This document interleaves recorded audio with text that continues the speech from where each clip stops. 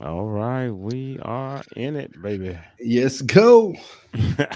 Let's go. We back again. We back Hey, again. hey, I want to see about this JD.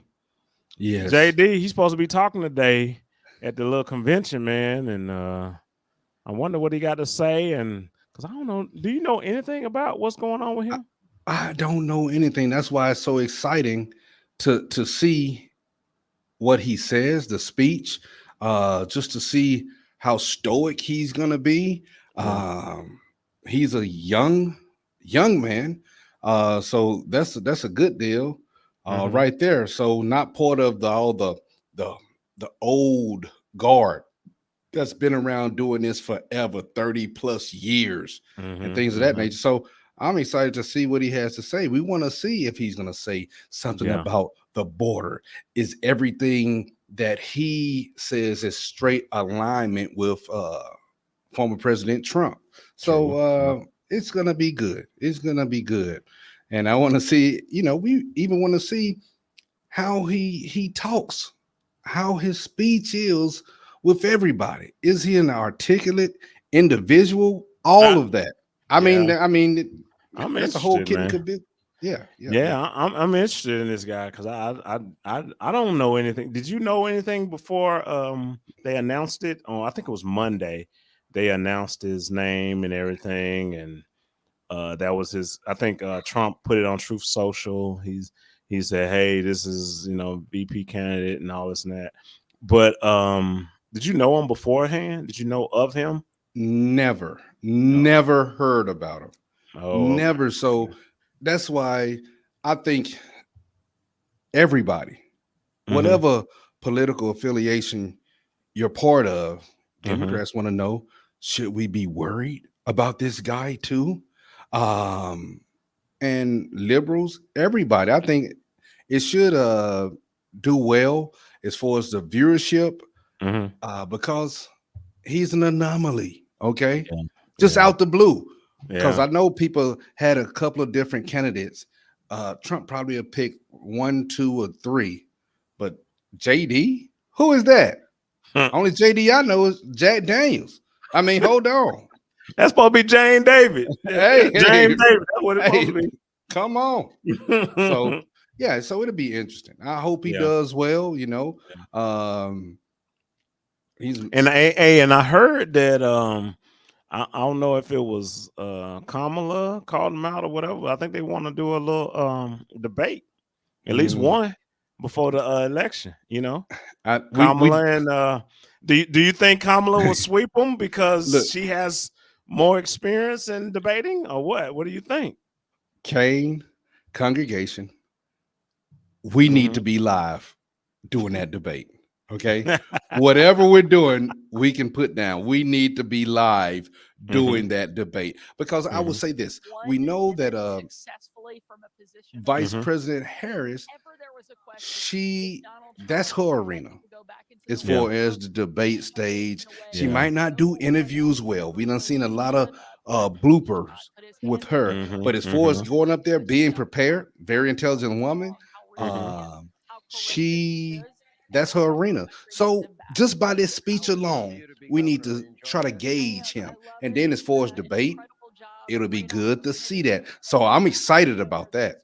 Yeah, I'm excited about I that. want to see it, man. I'm like I say, I want to see it.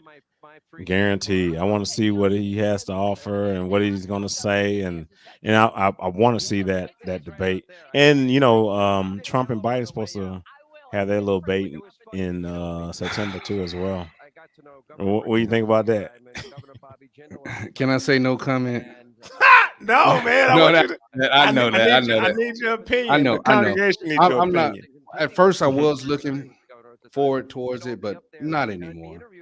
Not Hmm. anymore because we don't know how it's gonna go. If it's going like the other day, President Biden he answered questions rather Hmm. well, Hmm. but to me, from what I saw, he Hmm. did have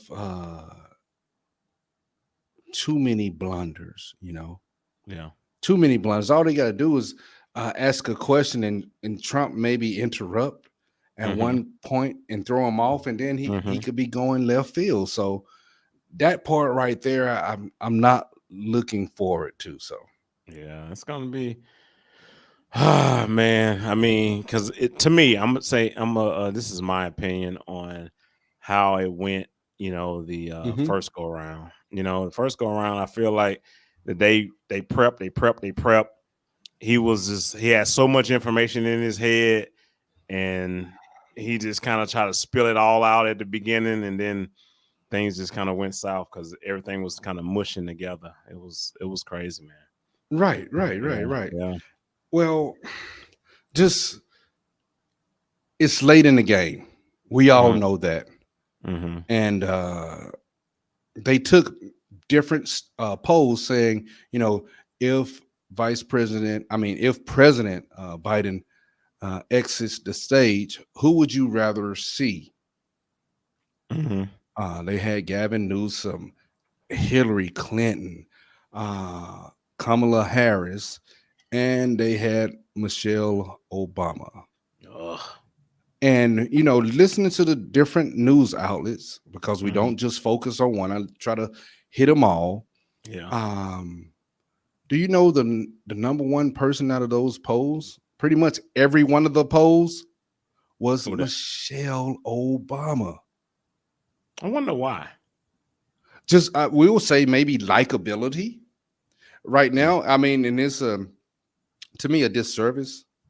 And I've stated before, mm, that we do have a vice president, but people don't uh, seem like they have the confidence in our mhm, vice president if something happens to our president and she had to step in office.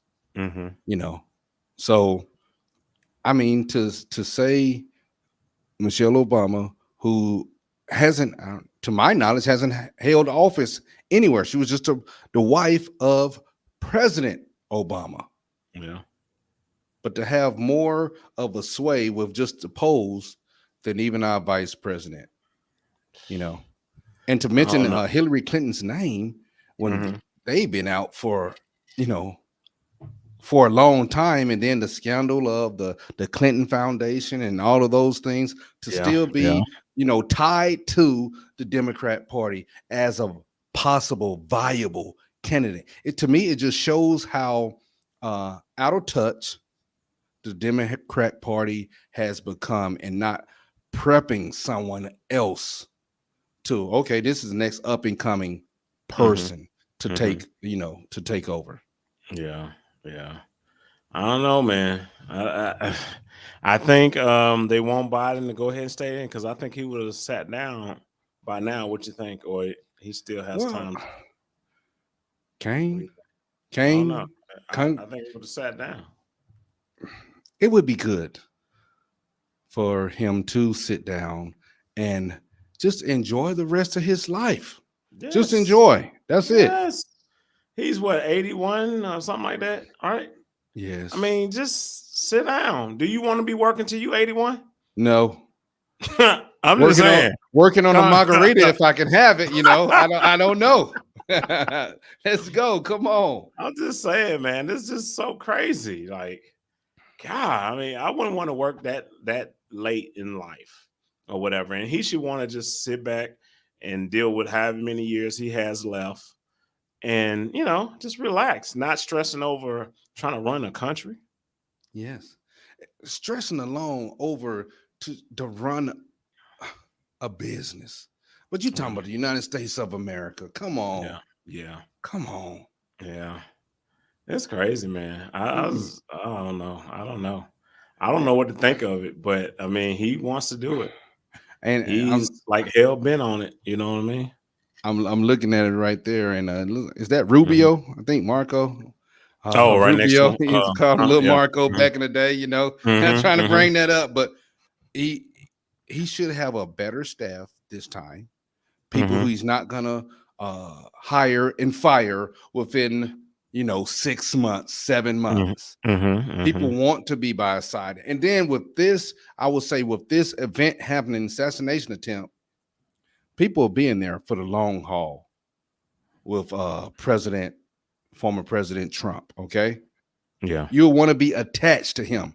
We know that President Trump did have people that was Republicans that was kind of stay away from him, you know, because his political, I'll say, fan base power is great. But right now, people want to stick by his side, and I think he'll have even more support this time going around. Kane, Yeah. I don't know how you feel 'Cause on that. yeah, I think so too. I think so too. Man, it's just I don't know. Uh, I Yeah, don't know, man. It's gonna be interesting. It's gonna be interesting, especially in the next few days. And I'm curious, and like I said, I'm curious in what JD has to say. I'm curious, and tomorrow is supposed to be Trump how he's gonna come back, from that assassination attempt, and being stressed out about that, knowing your life just flashed before your eyes. Wow.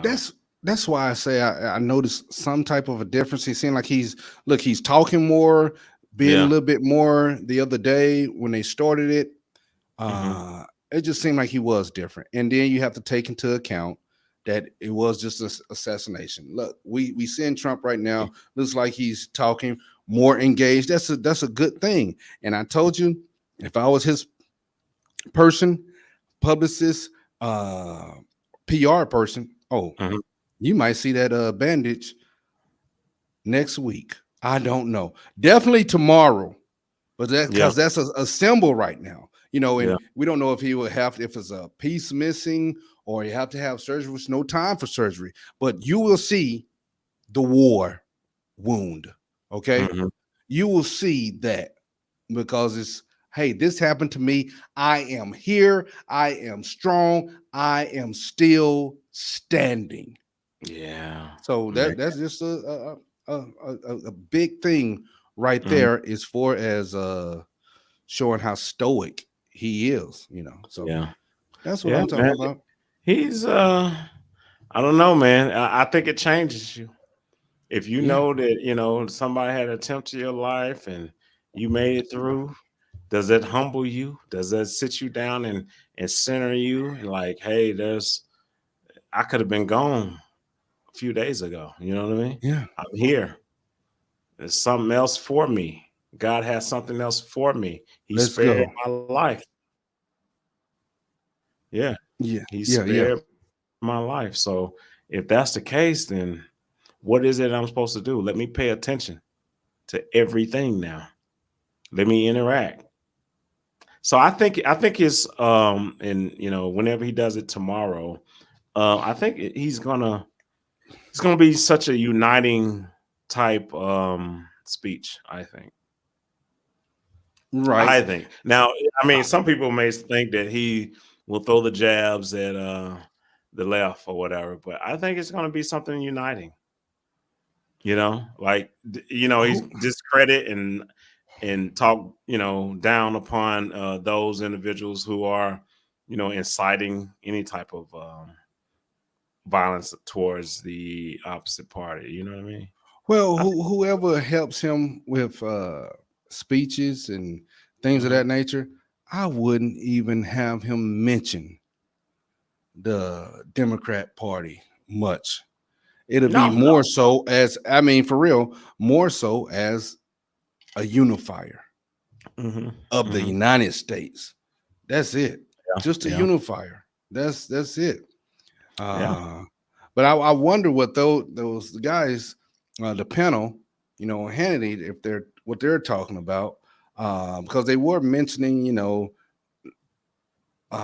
the assassination attempts and just the Mhm. failure of the Secret Service. It- There's more and more I things think that's I think coming it out. was I think it was a failure with the Secret Service. So I Yeah. really do.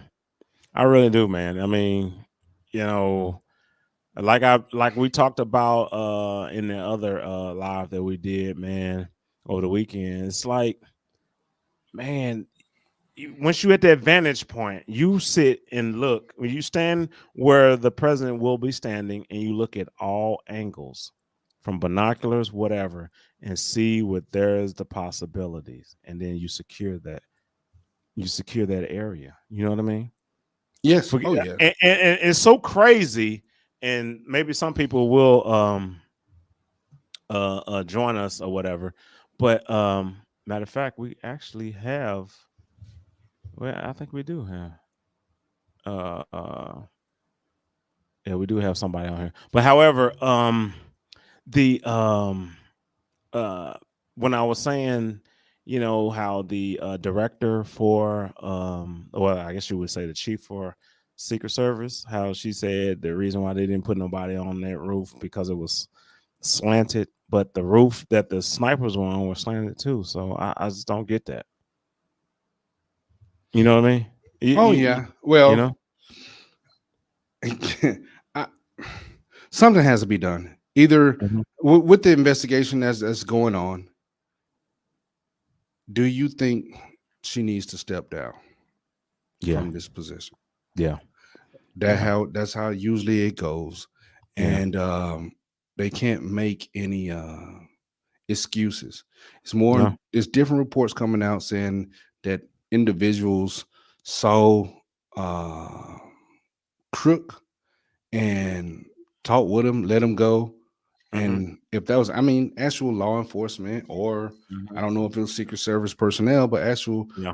talk with him and you know, let him go. So uh she needs to do the right thing Yeah, she for got to the sit country. down, man.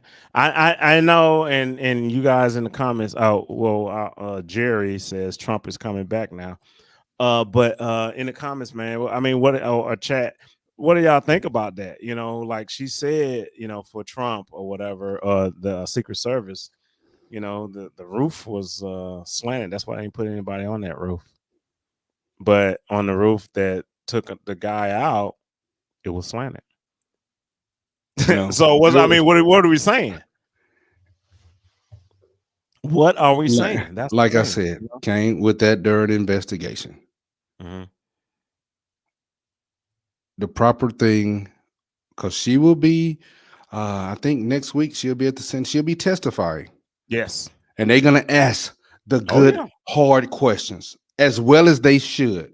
Yeah. They're gonna drill her. And They're gonna they drill her. are. And Definitely. Yeah. then maybe, hey, we'll have to get her up out of there. Yeah. We'll have to get her up out of there. And Yeah. besides being fired, I don't know who can. Uh, yes, she will. Roger Hmm. that. Shout out. Hmm. Shout Yeah. out. Thank you. Um, she'll step down without having to be fired. Yeah. You know. Yeah. Yeah. She just should go ahead and step down because you know that a lot of people have been saying that her agenda, DEI, diversity, equity, and inclusion, is Mm-hmm. to get 30% of the actual secret agents, Secret Service agents, to actually be women. That she's pushing for that by 20, was it 2030?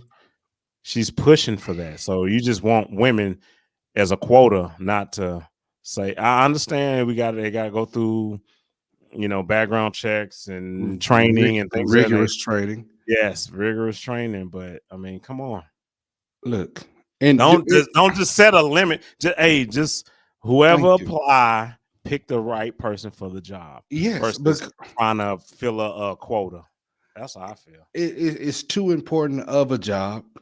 Hmm. Uh, let's say even with the details, the different details, Yeah. okay, to say I want this quota, and then you possibly lowering the standards because of body chemistry, or okay, they're not as strong as doing push-ups, so now we're going to lower it to this degree. No, you Hmm. make the cut, and then that's it.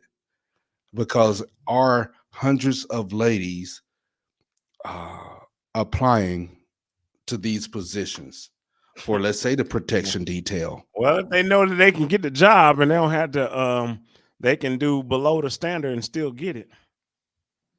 Mm. There go my boy, look like DeSantis.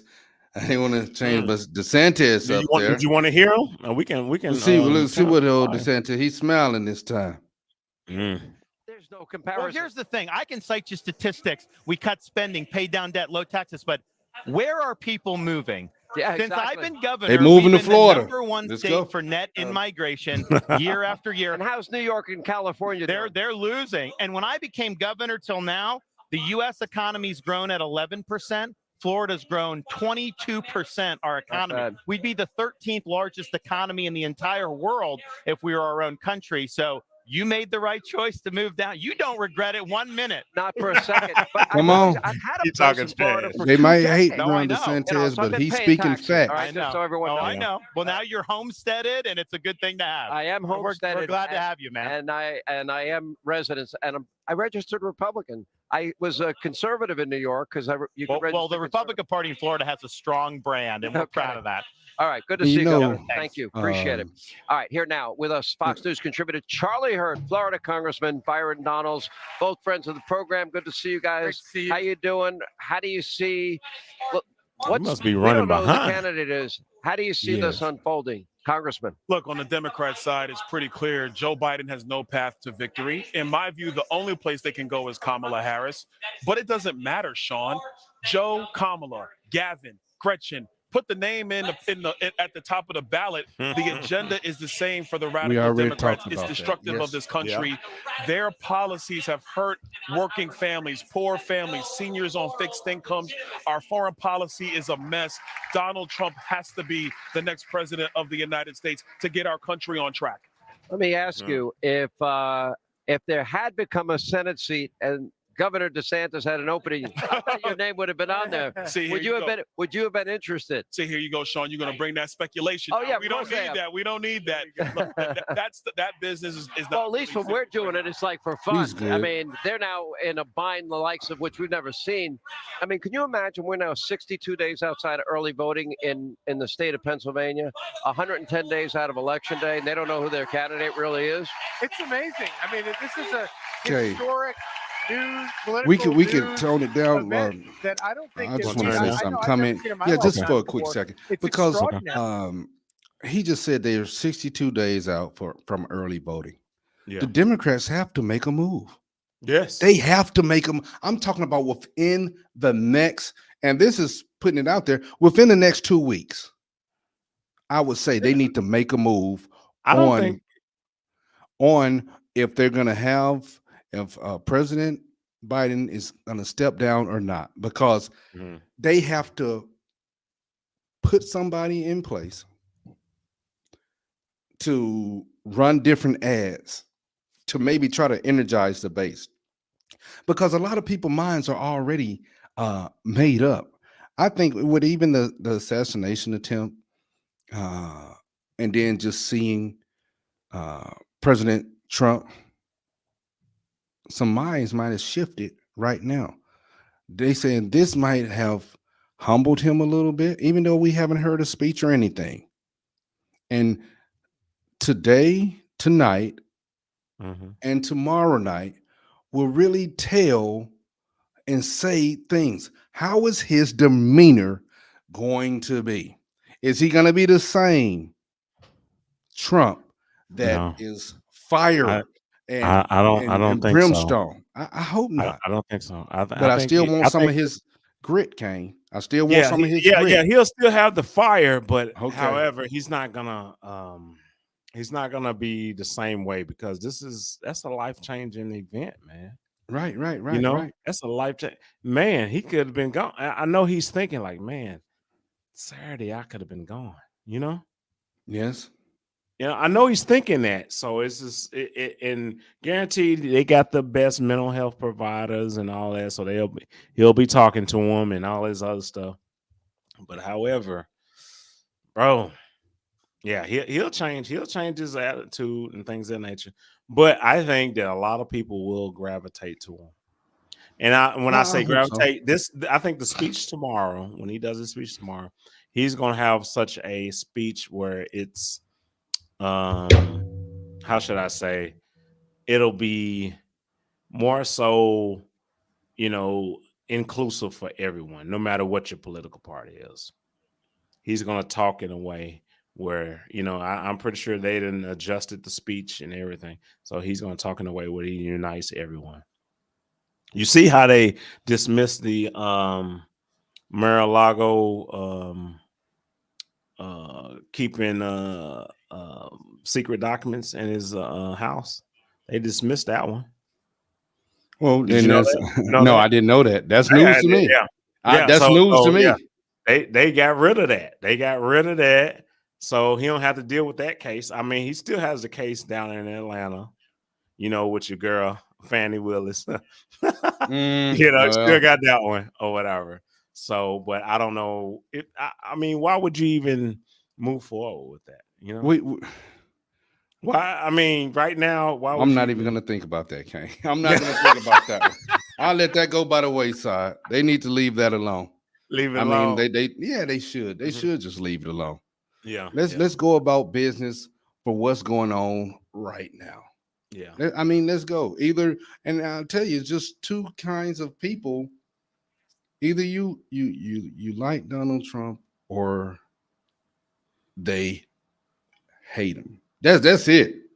It's not even a don't like. They either you like Donald Trump or they hate him. That's it. It's not even I might could try to see some of his view. No. Mm-hmm. So this is very, again, unlike any other election. Yeah. This is very, very important. And then looking at both of the candidates, looking at both of them, we can see the difference in, we're just talking about the health aspect. Mm-hmm. Who would you feel more comfortable with? Yeah, that's it. Who would you feel more comfortable with? And if they had to go walk 3 blocks to go get a gallon of milk and come back? I mean, that's something simple, Kane. Yeah. Well, you got to think about this. Neither one would ever have to do that because they got people to do it for them. Right. But that's just anything basic, simple. I'm saying just health wise. Yeah. Anything can happen. Yeah. But that's true. Hey, come on now. Yeah. And then, I mean, you can say we can try to cancel all the disclaimers. Well, he'll have a great team to help him lead, to help him make decisions. But then the decision still overall goes with him. Mm-hmm. Is he able? Do you think he's able to make that decision after listening to so many details of whatever important event that could be happening in the United States or around the world to make that decision? So just a couple of things to think about. That's all. So congregation, what y'all think, man? I'm curious, and do you think that, and this is just to add on to what Mitch was talking about, do y'all think that Jill, his wife, is helping out with the decision making? Well, do you think that she's smart? On. No, I'm not saying conspiracy. I'm just saying, like, do you think that that she's been calling the shots on a lot of different things, that answering the questions that he couldn't answer because of whatever's going on with him? I mean, I think it's a possibility, but however, I mean, it could. I could be wrong. I can be wrong. I mean, man, and I don't know what's going on with what's that? Your boy JD. I'm ready for him. Hey, you gotta come out. Hey, they don't be on time. I know they're trying to make a grand entrance. I know that. Excuse me, congregation. I'm just saying, like, ain't nothing happening yet. We still waiting. And I know this is I guess local time there would be 8:55 or 8:54. That's what it says there in the corner there. So that's local time. And look at Trump. He just looked like, man. I'm glad to see him smiling in it. Yes. And he has this. We would be tired. We're much younger than him. He's been going and going with this, like you just said, life-changing event that just happened. Yes. And the next day, 2 days later, he's up, standing up. He's at the darn event and everything. He's there tonight. He's going to be there tomorrow to speak. Yes. Yes. But today he looks a little bit more engaging, and that's good to see. Yeah. That's good to see, because he could be very tired. Yeah. And just ready. He just needs to lay down. Go on and Well, talk to his hey, wife. so Mitch, what do you think? Do you think that Trump is gonna continue with his rallies or what? What do you think? Well, to show who he is, the grit, the New Yorker. Yes, I think he will. It'll be way more security around. They will cover up, and the director will make sure her people double. And I said double. I don't know if she'll double because that's going to require more personnel, but she should double the perimeter on how they protect President Trump. Okay. Yeah. But yes, he's not going to let it hold him down. They're gonna put up, like, you know how, like, what is it called? Those inauguration speeches, and they have this big, like, glass or, you know, bulletproof stuff. Do you think they're gonna do all that when it comes to him and he has to talk behind it, or no? Oh, you know what? But I don't think so. But from a optic standpoint, PR, if I was his person, would I want that just to keep that in y'all memory banks that they don't want me to succeed? Maybe I have them do that. Now that's going with the little politics things. Maybe he needs to be behind that, because now it's an attempt on his life every time he steps out. This is how vital he is to the country. They don't want him to change this country. They want it to go. So from the PR perspective, maybe we do some things like that, and then put in there, he don't want to do it. He doesn't want to do it. But just, we have to protect him from himself, because he wants to be with the people. Oh yeah, we could rock with that. We could. Okay. Yes. Okay. I'm just curious, and if that would be a thing, you know. He wouldn't want it, but yeah. I'm telling you, see. Yeah, because it just feels like you're not with the people. It feels like there's a barrier between you and the people. But his base, the people would definitely understand. Yeah, they would understand. You know, because the people that's riding with him, you know, they are riding with him. Yeah, that's true. Yeah, that's true, man. I don't know, man. We'll see, man. I don't know what's going on with how long we going on. You know, East Coast 10. And they might have lost the speech. They might have lost some notes. Yeah, that could be what it is. Yeah, nobody. I actually want to hear him though. I definitely do too. Yeah, I just want to hear what he got to say, and if there's anything, you know, I don't know that we can go on, or is it going to be anything that they're going to take, say the other party, that they can see, they can attack him, they can attack on him, they're going to pounce on him in his speech. Right now, we'll say they're giving President Trump what we have, demilitarized zone, or what they do, what do they call it when they were doing Afghanistan? A ceasefire. Right now, it is a ceasefire on going after President Trump politically. Okay, because they don't want to alienate some possible votes. So he just had this happen. Let's not run anything negative about him. So right now, we're going to have a ceasefire. But his candidate is no holds barred. We're going to see what he says and attack on everything and anything that they can. I'm waiting for it, man. I want to see what he has to say. I wonder what's the holdup, though. I don't know. I just don't know. I get it, you know. Look like they trying to get everything together or whatever. I thought the wife was going to speak first, right? The wife to introduce him.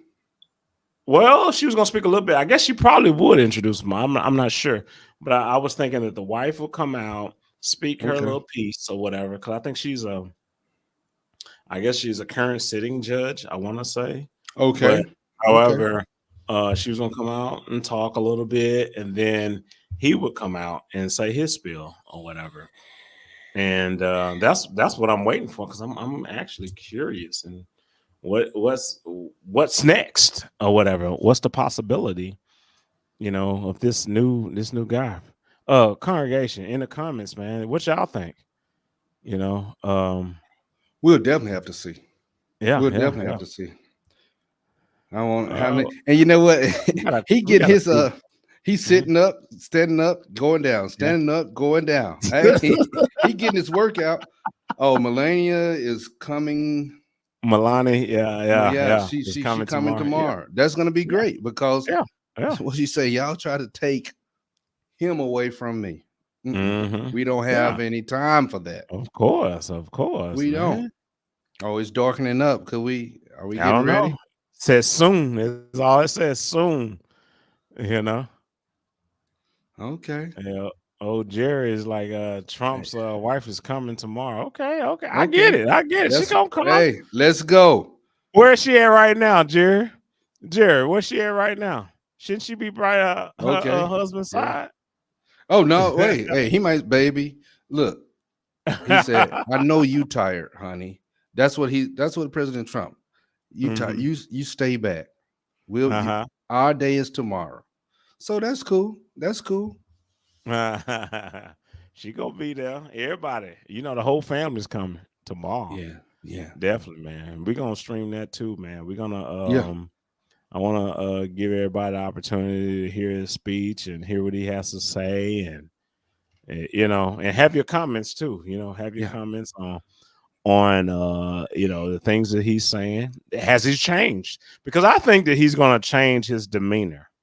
That'd be cool. This is a life changing, like when folks go through something like this, I think that you change your demeanor. Well, Kane is long. Like I said, it'll be good to see. I always talked about his delivery, but I want him to still have that fire and that grit. As long as that'll be good. If he changed a little bit on the delivery, that'll be good. But I still want him to have that fire or that passion. All right. And Gary, be with us tomorrow. Be with us tomorrow.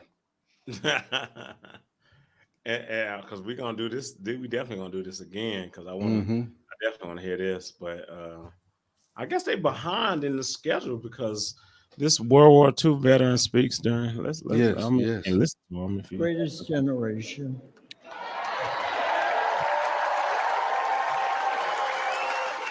That's an honor, considering America is the greatest nation in the history of the world. Yes, it is. Yeah. Yes, it is. I will never forget and witness the horror of the Nazis' war camps. In the Battle of the Bulge, my friends and I fought to stop the Nazis' last major push in the Western Front.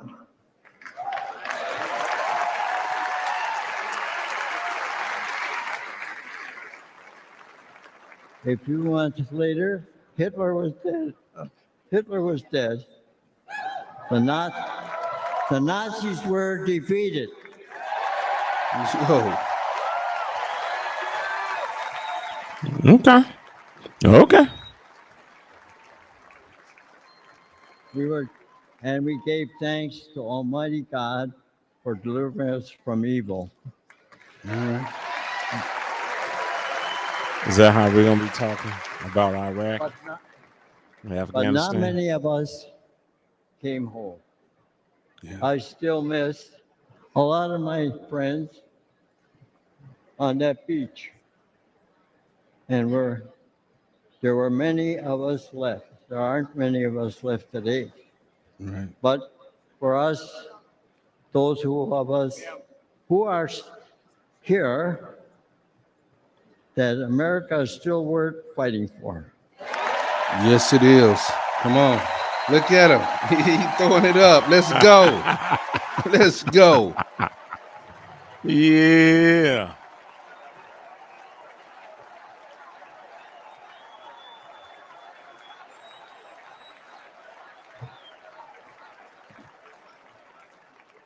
It hurts my heart to see what our current president and vice president have done to the country I love so well. They humiliated us in Afghanistan. We pushed around in China. Terrorists run wild in the Middle East. And they let our own southern border get overrun. Okay. America, people say, America is an idea, but I believe America is much more than that. America is our home. Come on, you catch your breath, sir. Roger that. All right. Let's go. All right. What they say in church? Take your time. Take your time. Yes. Hey, okay. Okay. Look at him. He get his. All right.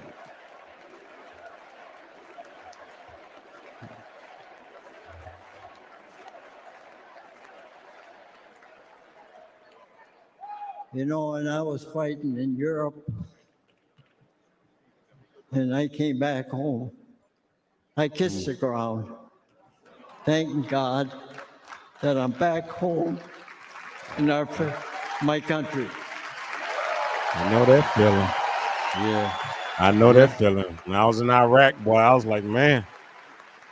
I'm And glad. where I come from, I feel you on that. when somebody comes for me or my home, you dig in your boots in the ground and never look back. Shout out to all the veterans For sure. out there. That's the attitude that saved the free world. And those years ago. And President Trump, back in Commander-in-Chief, I would go back to re-enlist today. Oh, let's go. Let's Hey, get it. what? Let's go. We got some energy, baby. Yeah. Let's go. Let's do it. Let's re-enlist. What a contract at. Hey. And I would storm whatever beach my country needs me to fight against. God bless you. God bless our home and the United States of America. Let's go. He got to throw him up. Throw him up. That's what's up. Yeah. He did good. Yeah, shout out to all the veterans. Went Iraq, Afghanistan, Well, all over. World War II vet, Yes. Vietnam vet, all of those. Yeah. Yes. Wow. 98-year-old Incredible. 98. Sergeant William Peckrell Wow. said America is still worth fighting for, and if Donald Trump was commander-in-chief, he'd re-enlist again, and I would storm whatever beach he wanted me to storm. D-Day veteran, World War II veteran, 98 years old, talking to this convention, coming out of their shoes. Incredible. I mean, we've had a lot of incredible moments. He got choked up a few times during that. He stormed the beaches in the second wave in Normandy, which is 80 years ago. And today his emotion is as raw as it was then. Come on, what bro. a treasure this man is, and how wonderful that we got a chance to hear from him tonight. He done And it seen is so this much. everyday So much. American thing. Yeah. We talked about this last night and the night before. These are the ones that are really touching. They're resonating. We had the Gold Star families naming and saying the names of the 13 service members who died at Abbey Gate in Afghanistan. And as they said them, the entire convention hall said every name. Powerful stuff. And remember that just in an interview a couple of weeks ago, President Biden said he hadn't lost anyone. Kane, what would it be like to go to one of those conventions, man? That It'd be crazy. That was very rough Would it for be them. exciting? Tonight was I very think it rough would. for them. There wasn't a I dry had eye a in good the time. house. I don't know about you. Yes. Napolino, You Harold know. Ford Jr. Dana, You we'll would take think you it's some notes over a there. This is football something. game or a I just basketball think game. for me, Man. Yeah. we hit I'll a lot of them. I do man, I think have that a there's a great time. consensus telling on you. social media and here in the room that the Gold Star family moment was the most sobering, but Wow. also the most unifying. And yet you still feel it, and you can hear it behind us.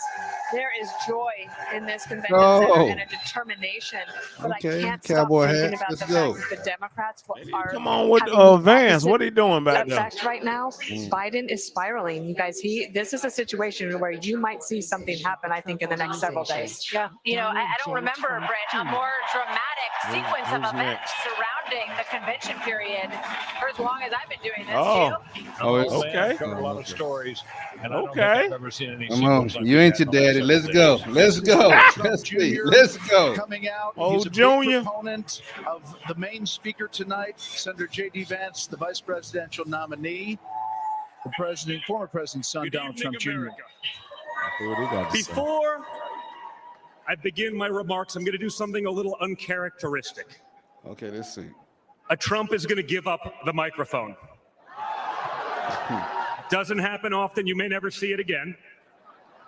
But I got a call on Monday morning from a young lady who said, "Dad, I want to speak at the RNC."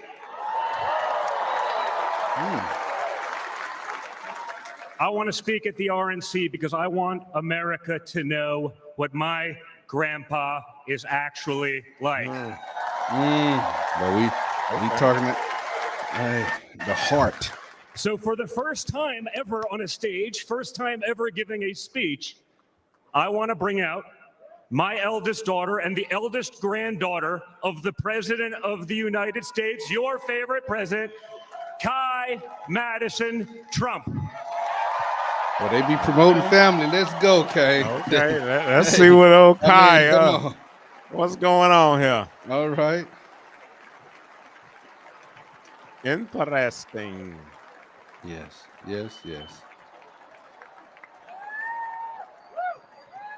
Hi, everyone. My name is Kai Madison Trump. I am the granddaughter of Donald Trump. I'm speaking today to share the side of my grandpa that people don't often see.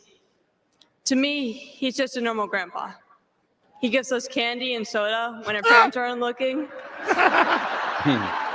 Let's go. He always wants to know how we're doing in school.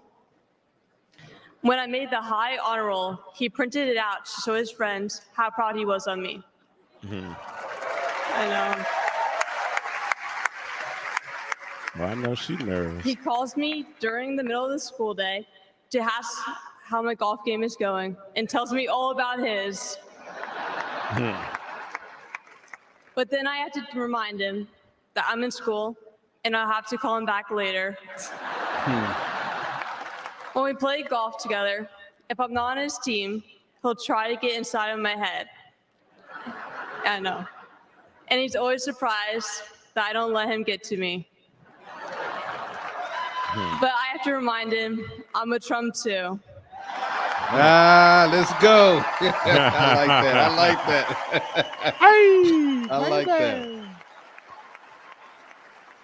Even when he's going through all these court cases, he always asks me how I'm doing. He always encourages me to push myself to be the most successful person I can be. Obviously, he sets the bar pretty high, but who knows? Maybe one day I'll catch him. Good stuff. Good stuff. On Saturday, I was shocked when I heard that he has been shot, and I just wanted to know if he was okay. It was heartbreaking that someone would do that to another person. A lot of people have put my grandpa through hell, and he's still standing. Let's go. Paul. Standing. We got, yeah.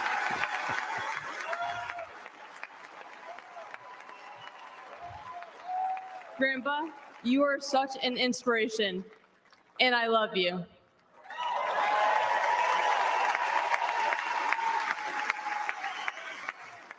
The media makes my grandpa seem like a different person, but I know him for who he is. He's very caring and loving.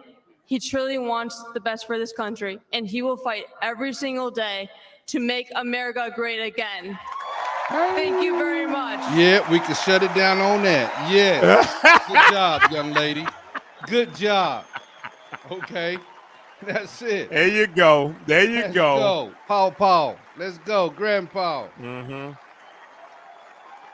That's what I'm talking about. Yeah.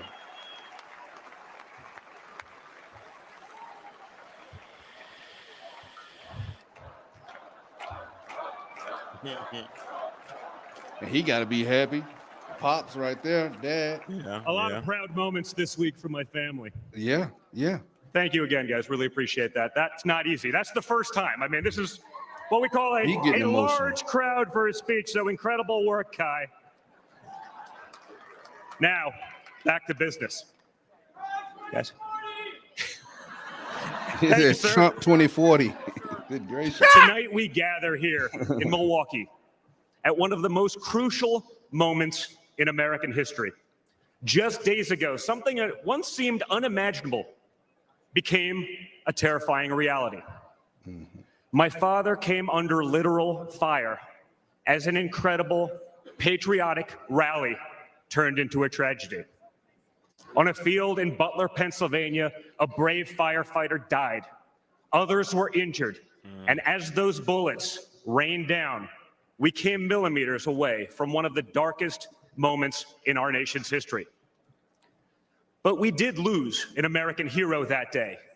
We wish that he were with us tonight, but his memory will live on forever in the hearts of his family, his community, and the nation that he loved.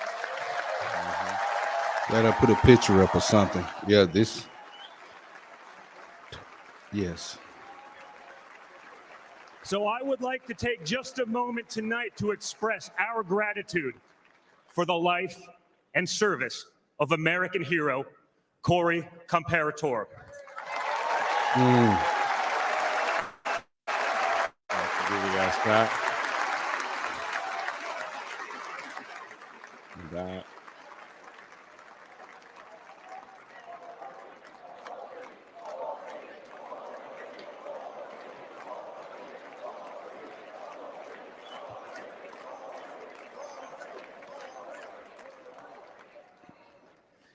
They say you can't truly know how you'll respond in a moment of danger until you're actually confronted with it. True. So what was my father's instinct as his life was on the line? Not to cower, not to surrender, but to show for all the world to see that the next American president has the heart of a lion. Okay, he's speaking facts right there when he was throwing that hand up. That the next American president has the courage to put the American people first once again.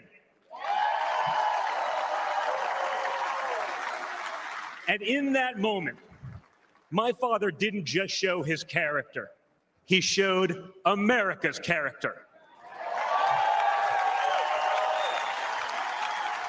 When he stood up with blood on his face and the flag at his back, the world saw a spirit that could never be broken.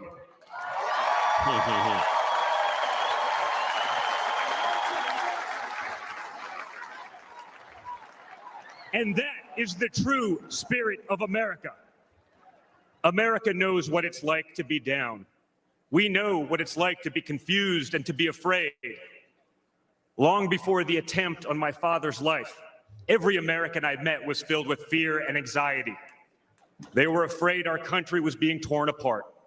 They were anxious about the massive and chaotic invasion of illegal aliens across our border.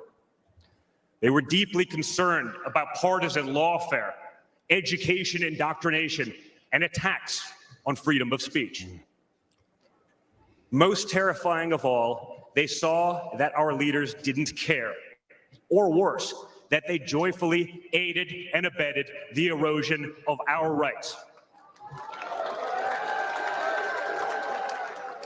And the lies.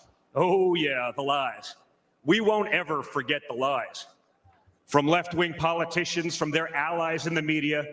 When you hear them in a row, you fully understand the extent they have gone to divide this great nation.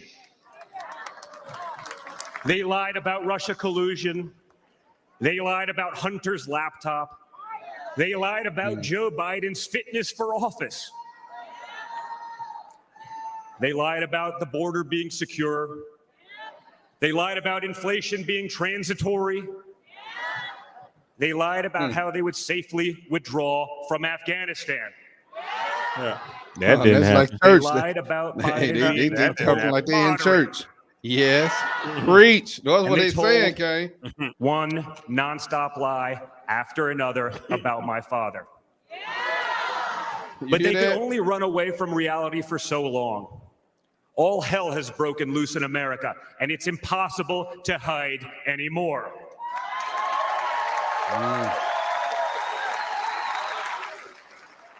Remember Build Back Better? Instead, we got broke, bumbling Biden.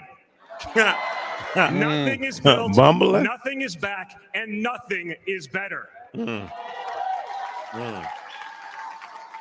Bridges are collapsing, our credibility is crumbling, and our money is worth less and less every single day. It was just one giant bait and switch, and normal Americans are the ones left holding the bag. Housing costs, gasoline prices, grocery bills just keep going up. Wave after wave of illegal aliens, deadly drugs keep pouring across our border. Meanwhile, pro-crime district attorneys have turned our cities into giant crime zones. They've turned criminals into victims, prosecutors into criminal defense attorneys, and police into public enemies. Left-wing activists are pretending to be educators, teaching our kids that there are 57 genders, but they can't even define what a woman is. Then we just got through talking about this. He covering everything On we one done talked hand, about They as we think free tape speech tonight. protects people. their right to expose your children to explicit drag shows. On the other hand, they want to put you in jail for making a meme. It's like the entire world has been turned upside down. Come on. Does any of this sound like a country that's going in the right direction? Is he And preaching? honestly, who is actually running the country anyway? It's obviously not Joe Biden. That might have been your uncle right there. Hold on So there, who Kay. are they asking us to Got some elect? Arkansasans in Seriously, there. who's running things?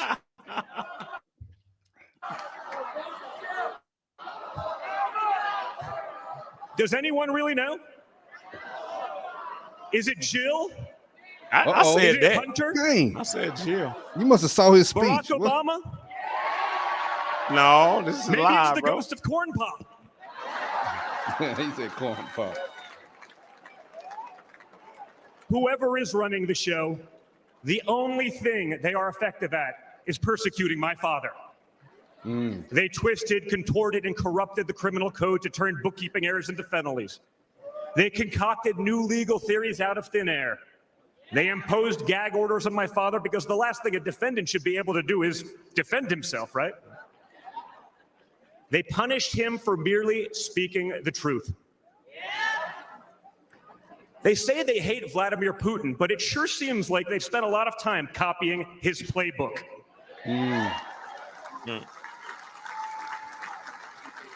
In this country, we don't criminalize political differences. We debate them. We vote on them. But we don't make you choose between picking a party or picking a jail cell.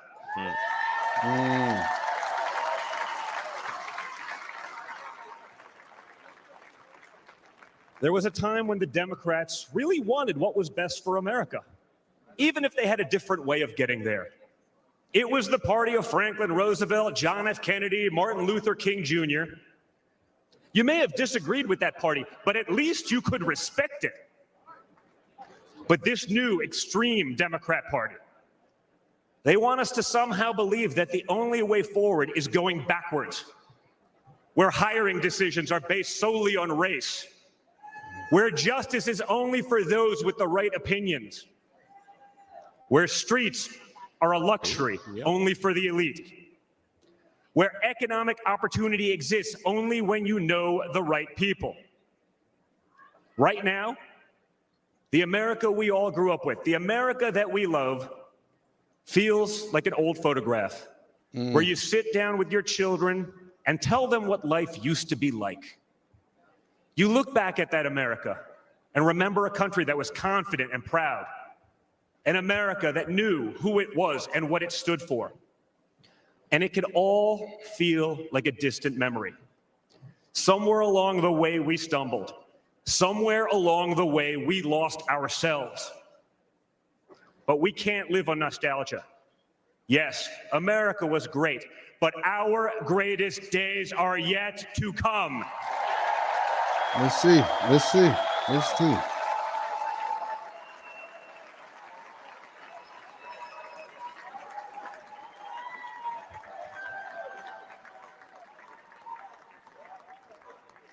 Because no matter how far off that old photo may feel, it's not the end of our story. We're like that man who stood on that platform and felt the bullet pierce his flesh just days ago in Pennsylvania. A mess. He may have moved to the ground, but he stood back up.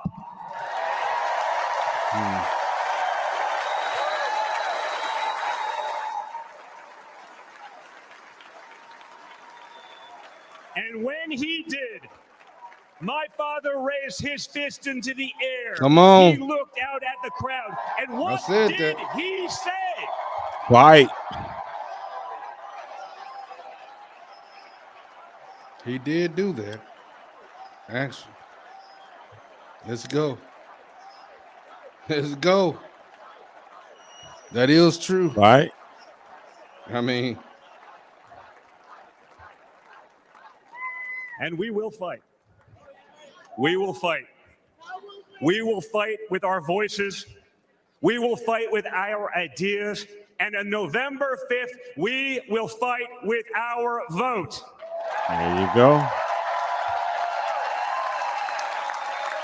as There you you would go. say, so what you gonna do? I've always been proud of him, but I've never been prouder of my father than I was in that moment. That's when the world found out that there is tough, and then there's Trump tough. Oh boy, we might make a shirt. Let's go. Oh, let's go. There is Trump, then there is Trump. And the good tough. news Let's is go. America is Trump tough. Oh, we got a new slogan. All right, come on, Kane. They got a new slogan. Trump tough. I guarantee you're gonna see that. Copyright it now.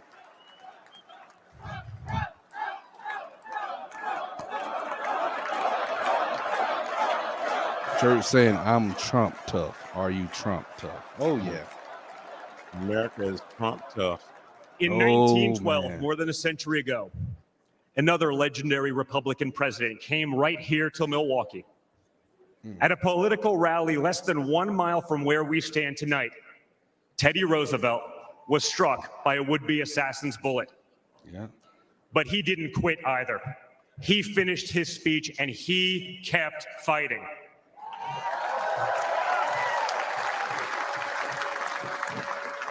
My friends, I don't believe in coincidences, but I do believe in God's plan.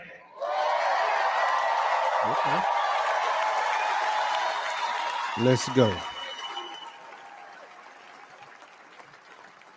Today, Teddy Roosevelt's man in the arena has a name, and it's Donald J. Trump.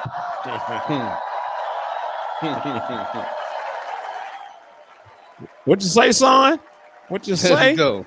Let's go. Remember, It's my daddy. my father didn't have to run for re-election this year.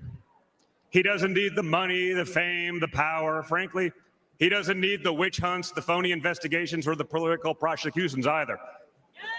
But he knew he had to run if there was any chance at saving America. Yeah, that's true. I agree with that. Trump He's tough. not doing it for himself. He's doing it for everyone here tonight, for everyone watching at home.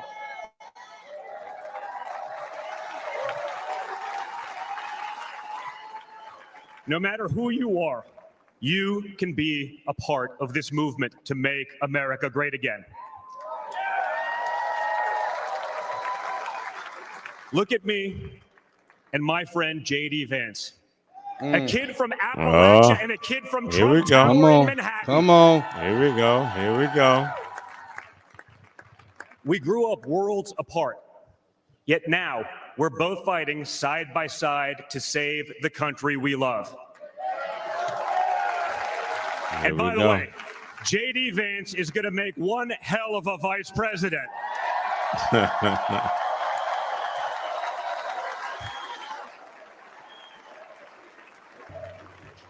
JD. And we can rock with that. Let's see. For those of you who have tuned out politics or have never even voted, I want you to know, if you're looking for a better life, a more prosperous future, a safer, more wholesome and patriotic place to call home, there's room for you in this party and in this movement. Kane, that's a great little ad right there. Yeah. We have room for you. Yeah. In fact, you're the ones who matter most of all. My father has always said that the people he gets along with best are the people who really work for a living. They're covering all the topics we recorded tonight. It's because of his background as a builder in man. construction. Right? In construction, it doesn't matter how smart your architect is if you don't have the best guys laying the bricks. People with grit, people who get their hands dirty. That's a big problem with Washington, D.C. Most of the bureaucrats who rule over us have never built anything in their lives. It's time to build something real, something tangible, something that will last and leave this country better off for our children. That's my father's mission.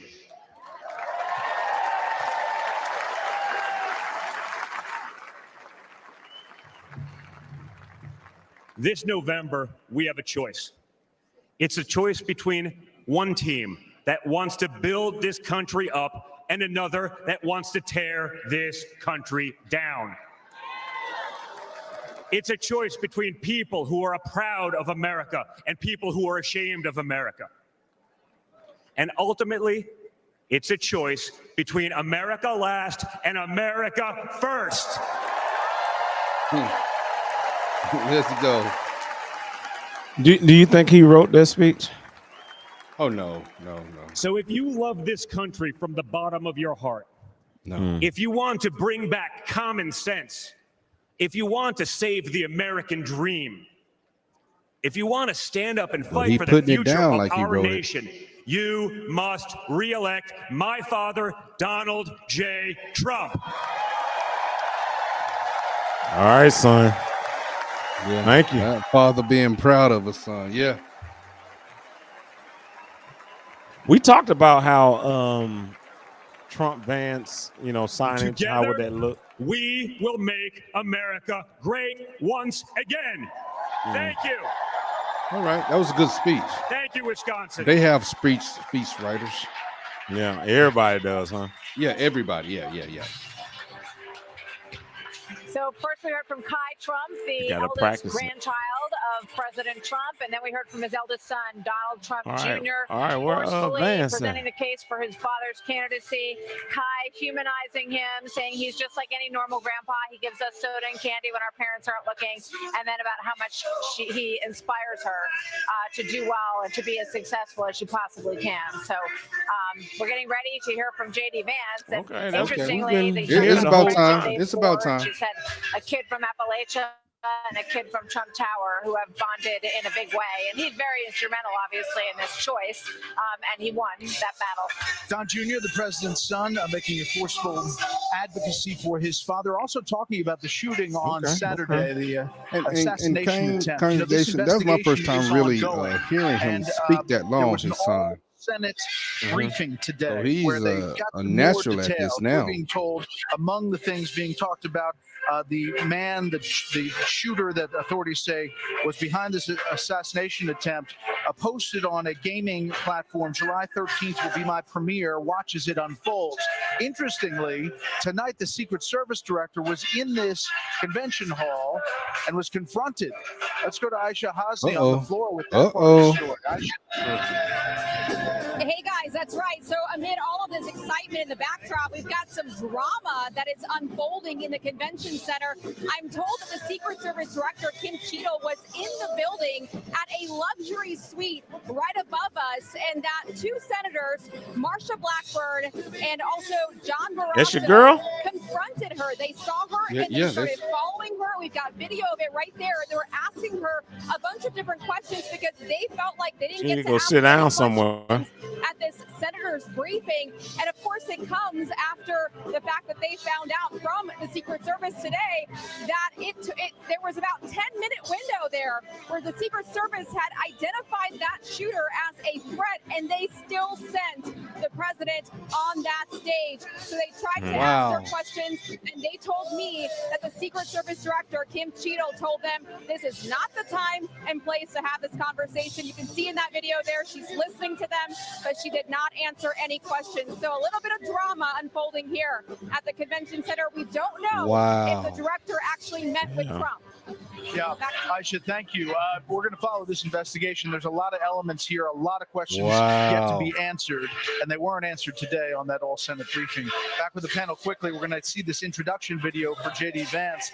Britt, this investigation is a big moment in this, where we are. So is President Biden, who was diagnosed with COVID-19 today, off the trail. I wonder whether he's going to be the nominee. As you recall, Brett, I said earlier this evening that for the first time I thought the chances were better than even that he would not end up being the nominee. I feel that way even more so now that he's ill on top of everything else. It simply reminds people of his frailty and fragility. We're now hearing that Senator Schumer and others are telling this over the weekend, and the reason this information leaked, that they had said all this, was because they were concerned that he wasn't paying any attention to them. But I think the inner circle around Biden is getting smaller and smaller, and in the fullness of time, it will crack. Harold, do you agree with that? I do. I listened to Donald Trump Jr., who said that we debate about and vote on our differences.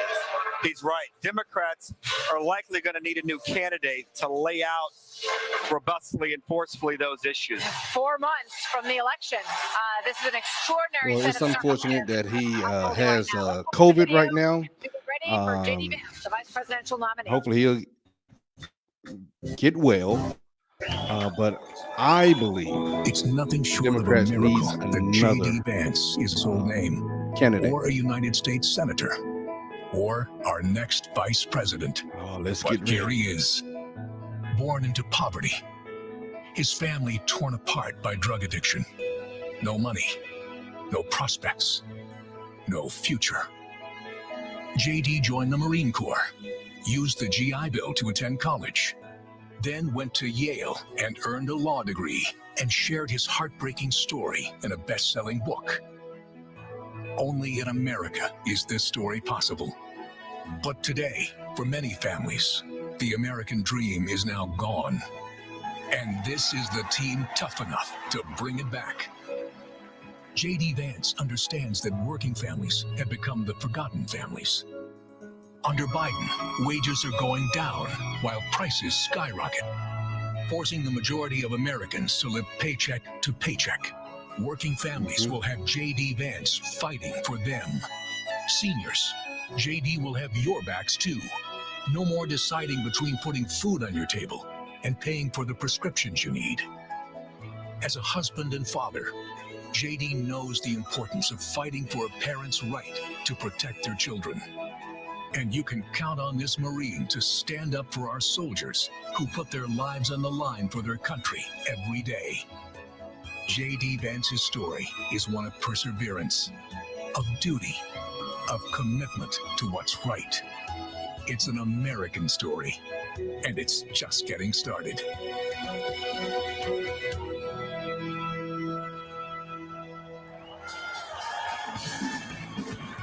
Ladies and gentlemen, please welcome Usha Vance.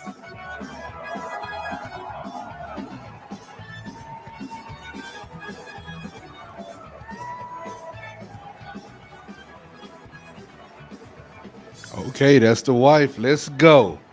Let's go. Let's go. Let's go, man. Good evening. You got the wifey, huh? When I was Let's asked go. to introduce my husband, JD Vance, to all of you, I was at hear a loss. this. What could I say that hasn't already been said before? After all, the man was already the subject of a Ron Howard movie. JD has shared much of his life through his own eloquent words.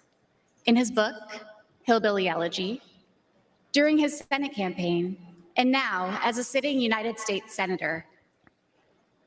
It occurred to me that there was only one thing to do: to explain from the heart why I love and admire JD and stand here beside him today, and why he will make a great Vice President of the United States.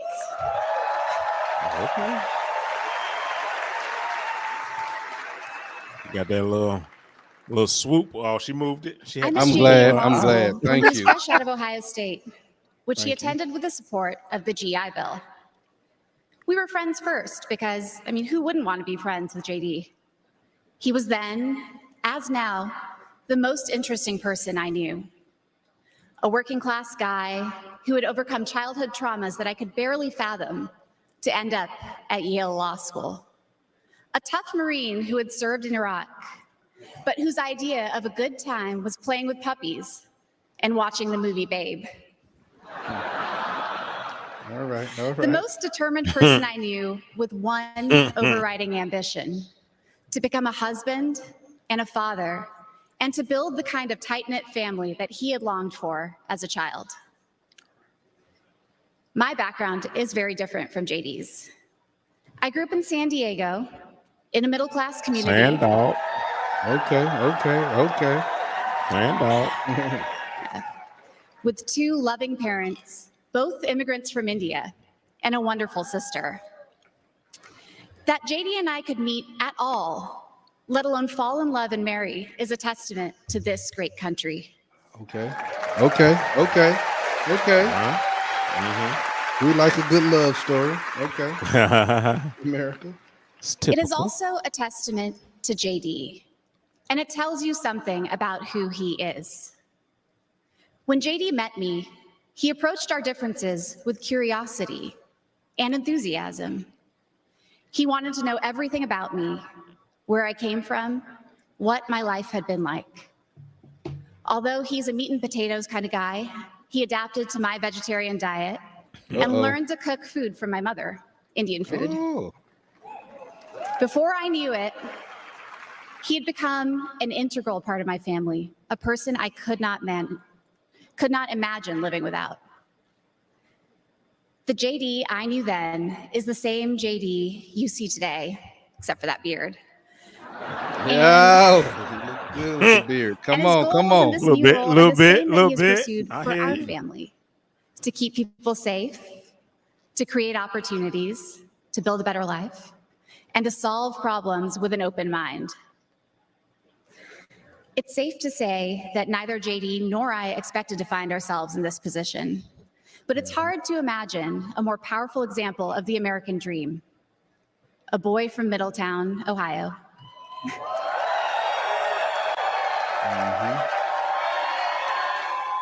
OHIO.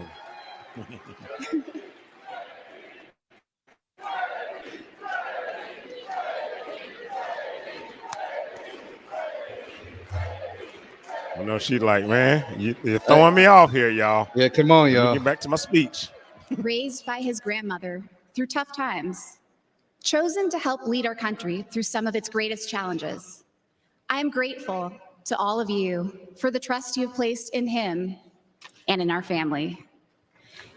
And with that, it is my great privilege to introduce my husband and the Let's next go. Vice President Let's of the United go. States, J.D. Vance. There it is. I knew she was gonna do it. I knew she Let's was gonna do go. it. Let's see. Let's see. All right, JD. Let's go. What you got to say?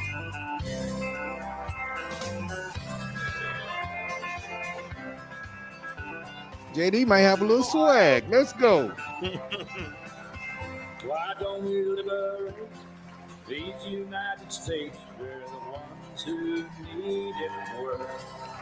You gotta get used to that. He ain't used to it just yet. Waving. And he thought he was gonna get out there and just get right into it. Just get into it. Yeah. No. Nah, you gotta. They did a little coaching. They did a little coaching. Yeah, you gotta feel the crowd. You gotta, all right, let's get it. Play Come on, to it. y'all ready? Yeah. Yeah. That's how you gotta do it. You got the music playing. Thank you. Thank you. Yeah, Please. see? You ain't ready? Let's see what you got, bro. Wow. Wow.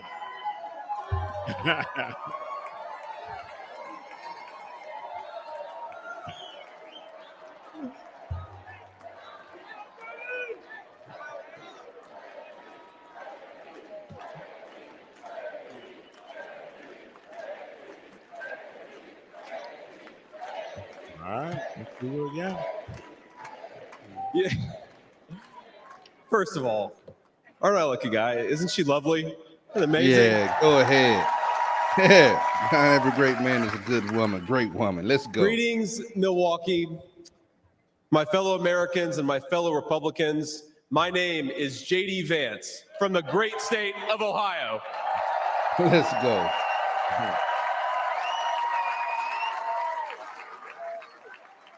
Tonight,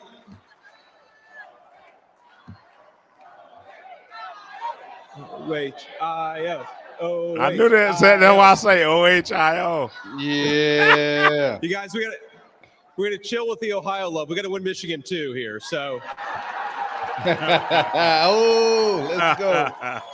That was good. It's always a rival. It's always a rival. Yeah, that was good. Yeah. My friends, tonight is a night of hope. A celebration of what America once was, and with God's grace, what it will soon be again.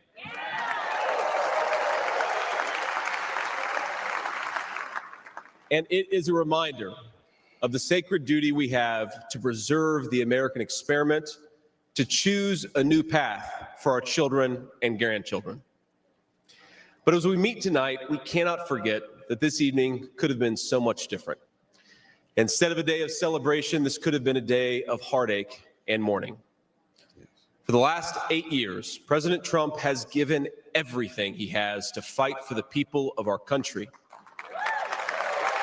It's 2016. He didn't need politics, but the country needed him. Did it? I see the angle. Now, prior to running for president, he was one of the most successful businessmen in the world. He had everything anyone could ever want in a life. And yet, instead of choosing the easy path, he chose to endure abuse, slander, and persecution. And he did it because he loves this country.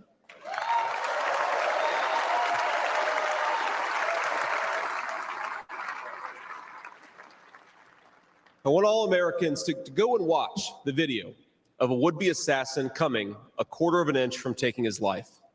Consider the lies they told you about Donald Trump, and then look at that photo of him, defiant, fist in the air, when Donald Trump rose to his feet in that Pennsylvania field. All of America stood with him. Yeah. What they was chanting? USA. USA. Come on. USA. Bro. Oh. Good photo. Yeah, man. And what did he call us to do for our country? To fight for America. Even in his most perilous moment, we were on his mind. His instinct was for us, for our country, to call us to something higher, to something greater, to once again be citizens who ask what our country needs of us. Now consider what they said. They said he was a tyrant. They said he must be stopped at all costs. But how did he respond? He called for national unity, for national calm, literally right after an assassin nearly took his life.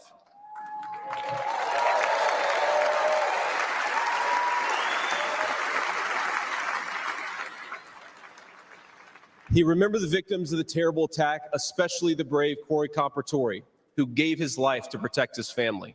Yeah. God bless him. And then President Trump flew to Milwaukee and got back to work.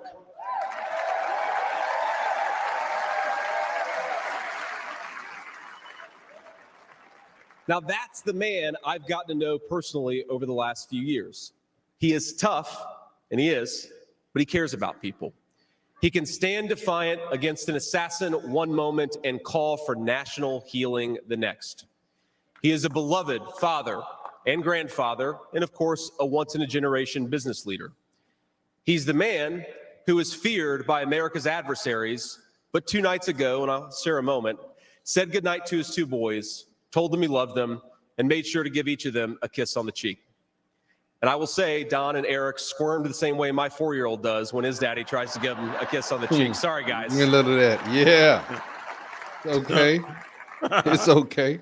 He is all those things, but tonight we celebrate he is our once and future President of the United States of America.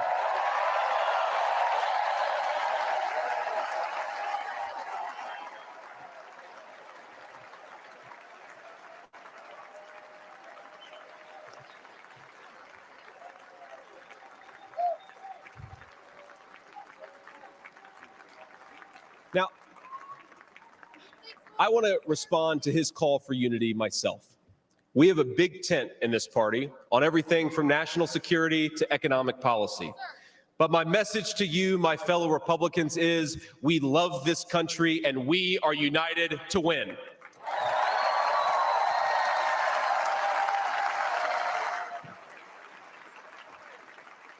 Right.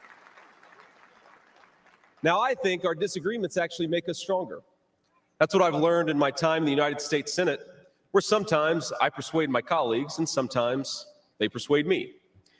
And my message to my fellow Americans, those watching from across the country, is shouldn't we be governed by a party that is unafraid to debate ideas and come to the best solution? Okay. I'll let your boy. I'll let your boy. Yeah. That's the Republican Party of the next 4 years. United in our love for this country and committed to free speech and the open exchange of ideas. Always have to have that, though. That's it. Always have to have that.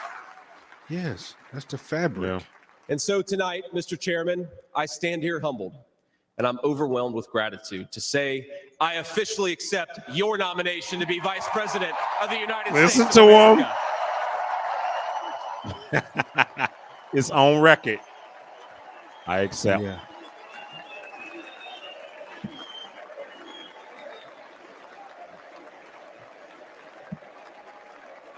Man, she done got back over there already. Oh yeah, that's why I said it was a good photo op right there. Yeah. They got over there fast. Yeah, man. Now, never in my wildest imagination could I have believed that I'd be standing here tonight. I grew up in Middletown, Ohio. A small town where people spoke their minds, built with their hands, and loved their God, their family, their community, and their country with their whole hearts. But it was also a place that had been cast aside and forgotten by America's ruling class in Washington. When I was in the 4th grade, A career politician by the name of Joe Biden supported NAFTA, a bad trade deal that sent countless good jobs to Mexico.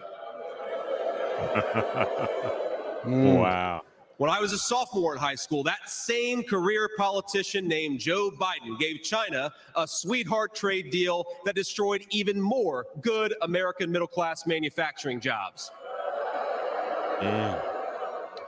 When I was a senior in high school, that same Joe Biden supported the disastrous invasion of Iraq, and at each step of the way, in small towns like mine in Ohio or next door in Pennsylvania or Michigan, in states all across our country, jobs were sent overseas and our children were sent to war. And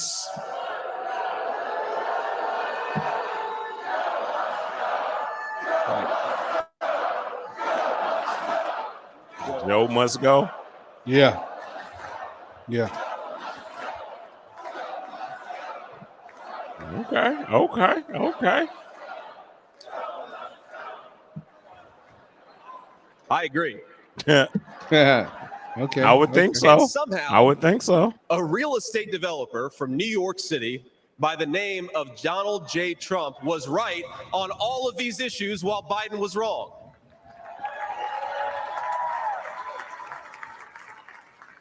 President Trump knew even then that we needed leaders who would put America first.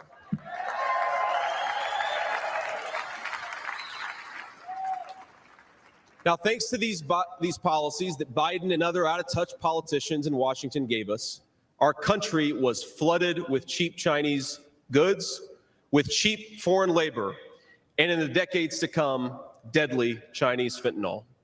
Joe Biden screwed up, and my community paid the price. Now, you're gonna I get was personal. lucky.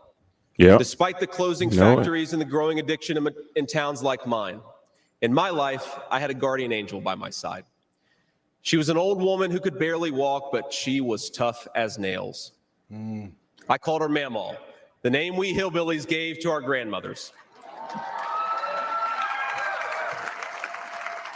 Identifying with the common man. Yeah. Yeah. That was in this Mamaw movie raised too. me as her own, Mamaw raised me as my mother struggled with addiction. Mamaw was in so many ways a woman of contradiction. She loved the Lord, ladies and gentlemen. She was a woman of very deep Christian faith.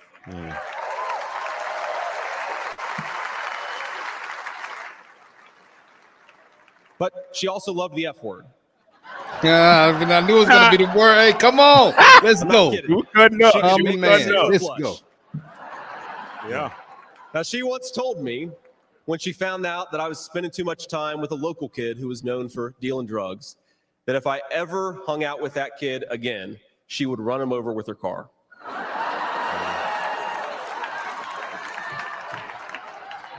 That's true. And she said, JD, no one will ever find out about it. Okay. Mamaw. Oh my goodness.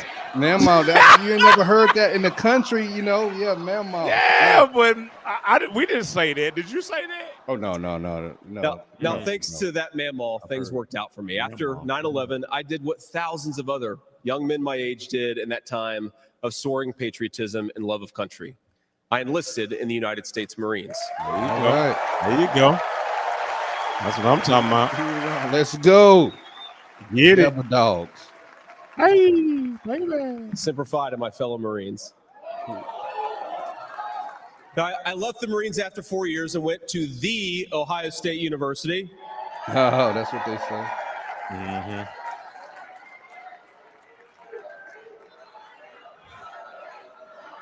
I'm sorry, Michigan. I had to get that in there.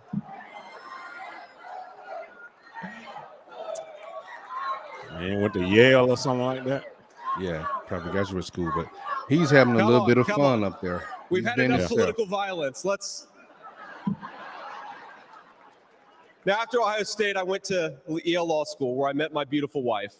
And then I started businesses to create jobs in the kind of places that I grew up in. Okay. Now, my work taught me that there is still so much talent and grit in the American heartland. There really is. But for these places to thrive, my friends, we need a leader who fights for the people who built this country. Yeah.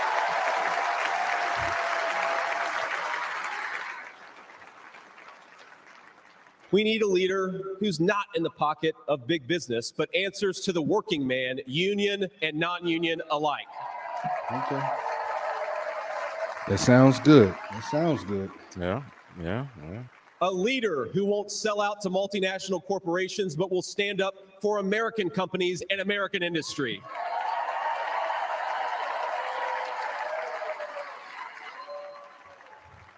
A leader who rejects Joe Biden and Kamala Harris's Green New scam and fights to bring back our great American factories. We need President Donald J. Trump.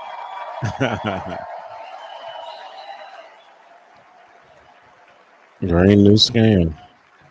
They've been talking about that forever, you know. Since Obama's administration. Some people tell me I've lived the American dream, and of course they're right, and I'm so grateful for it. But the American dream that always counted most was not starting a business or becoming a senator or even being here with you fine people, though it's pretty awesome. My most important American dream was becoming a good husband and a good dad, of being able to give. No, not all. But we're just going with where you grew up at. That's all. I wanted to give my kids the things that I didn't have when I was growing up. And that's the accomplishment that I'm proudest of.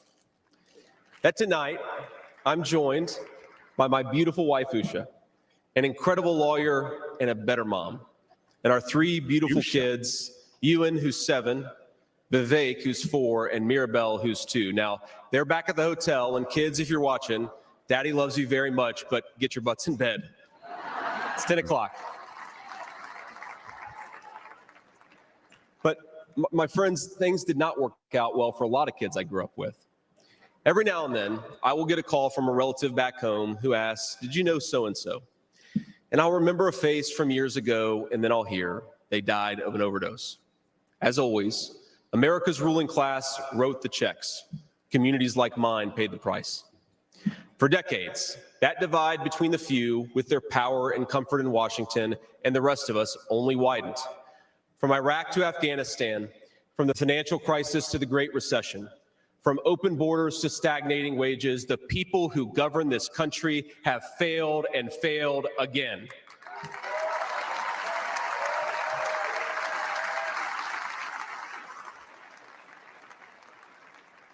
That is, of course, until a guy named Donald J. Trump came along.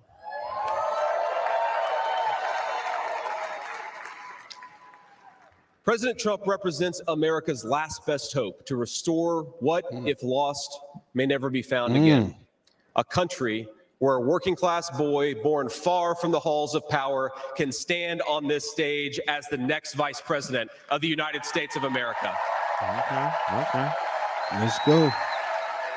Okay, let's hear it. Let's hear it. Oh, we got a dashiki on. Let's go.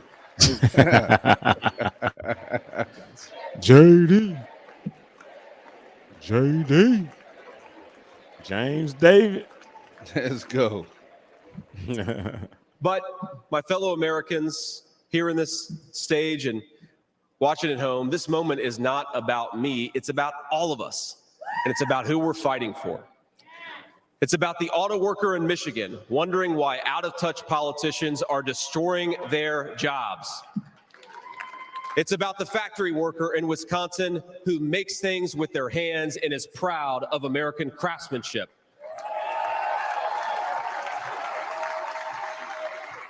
It's about the energy worker in Pennsylvania and Ohio who doesn't understand why Joe Biden is willing to buy energy from tin pot dictators across the world when he could buy it from his own citizens right here in our own country.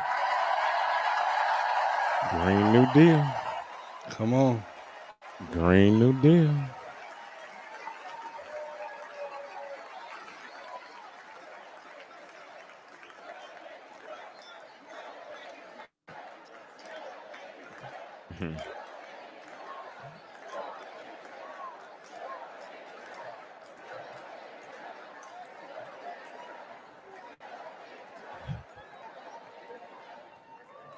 You guys are a great crowd. Wow. I think he's handling the crowd, and this pretty well. Yeah. Carrying the congregation. I think he is. Right now. Yeah. Let us know in the comments how y'all think he's doing so far. In the comments in the chat, man. What y'all think?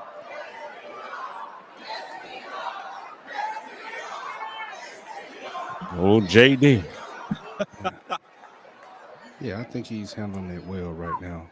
And it's about, our movement is about single moms like mine who struggled with money and addiction, that's but mama. never gave up. Oh, that's mama. And I'm proud to say that tonight my mom showed is her here. several times. 10 years, clean and sober.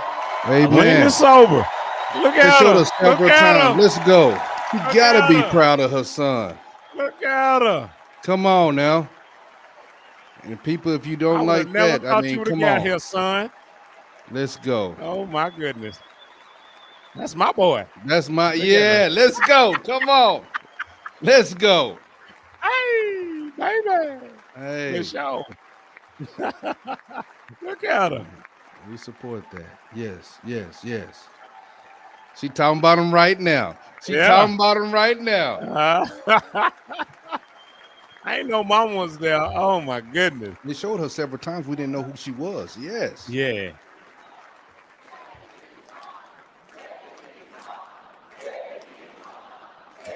And the crowd is making it easy for him, but he's handling himself well.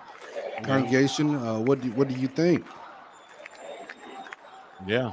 What do y'all think so far?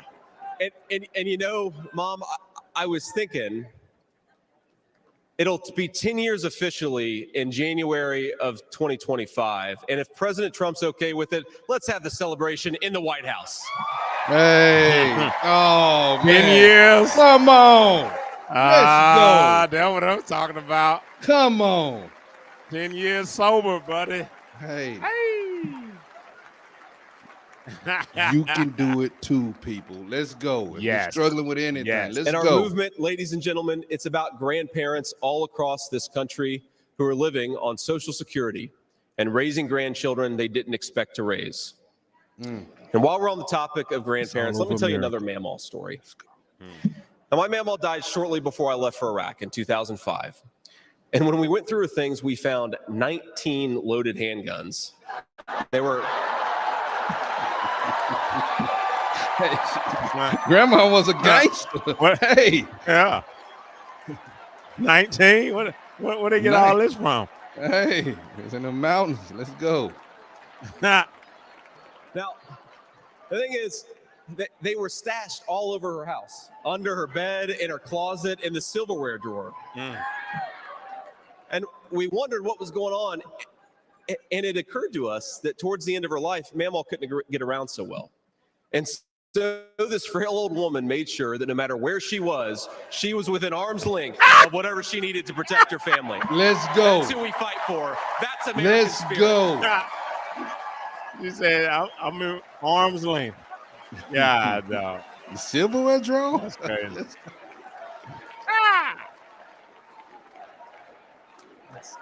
That's wild.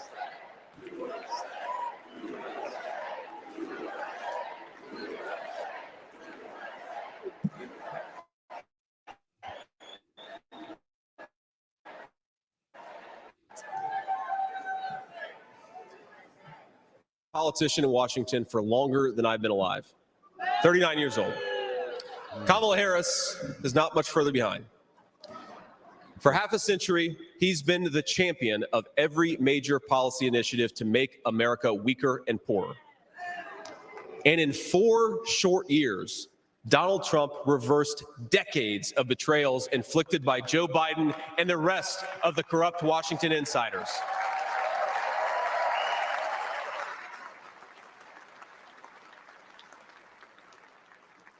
He created the greatest economy in history for workers. Really was amazing. There's this chart that shows worker wages, and they stagnated for pretty much my entire life until President Donald J. Trump came along. Workers' wages went through the roof.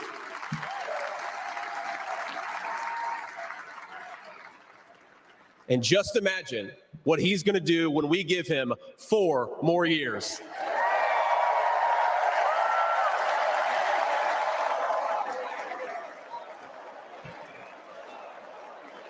4 more years. Mm-hmm.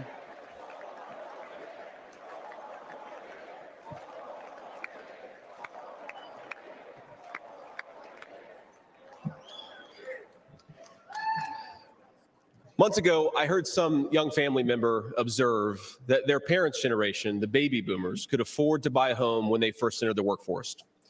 But I don't know, this person observed, if I'll ever be able to afford a home. The absurd cost of housing is the result of so many failures, and it reveals so much about what's broken in Washington. I can tell you exactly how it happened. Wall Street barons crashed the economy, and American builders went out of business. As tradesmen scrambled for jobs, houses stopped being built. The lack of good jobs, of course, led to stagnant wages. And then the Democrats flooded this country with millions of illegal aliens. Well, so citizens had to compete with people who shouldn't even be here for precious housing. Joe Biden's inflation crisis, my friends, is really an affordability crisis. And many of the people that I grew up with can't afford to pay more for groceries, more for gas, more for rent, and that's exactly what Joe Biden's economy has given them.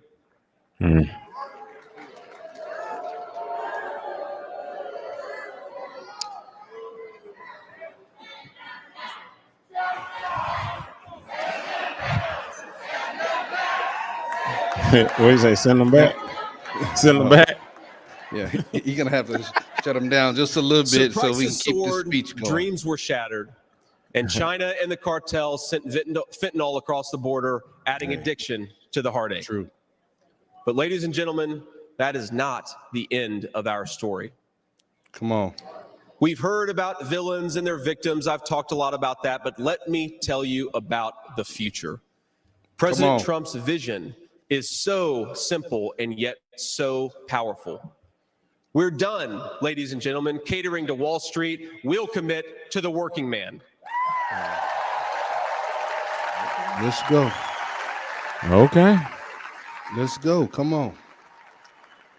We're done importing foreign labor. We're going to fight for American citizens and their good jobs and their good wages.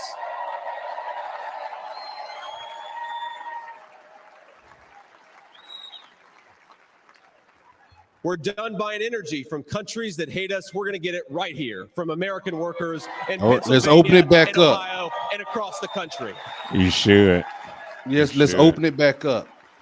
The pipeline, all of it. Let's go. We're done sacrificing supply chains to unlimited global trade, and we're going to stamp more and more products with that beautiful label, made in the USA. It's going to be slashing more businesses, taxation and everything to bring them back. We got to bring them back. Yeah. Let's go. Let's go. That's how.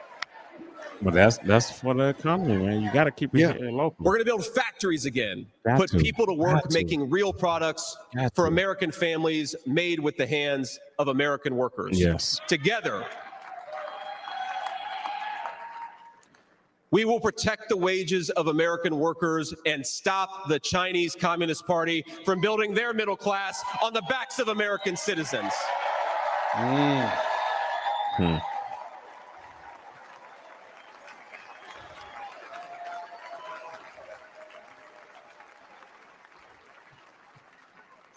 Together, we will make sure our allies share in the burden of securing world peace. No more free rides for nations that betray the generosity of the American taxpayer. Yeah. Come on. I agree with that. I agree with that. Yeah, I do too. I agree with that. Together, we will send our kids to war only when we must. But as President Trump showed with the elimination of ISIS and so much more, when we punch, we're going to punch hard.